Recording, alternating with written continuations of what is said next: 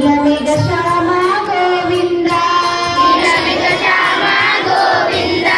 పురాణ పురుష గోవింద పుండరీకాక్ష గోవింద గోవింద హరి గోవింద గోకుల నందన గోవింద గోవింద హరి గోవింద గోకుల నందన గోవింద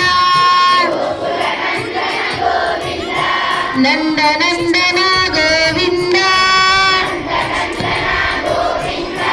నవనిత చోర గోవింద పశుపాలక శ్రీ గోవింద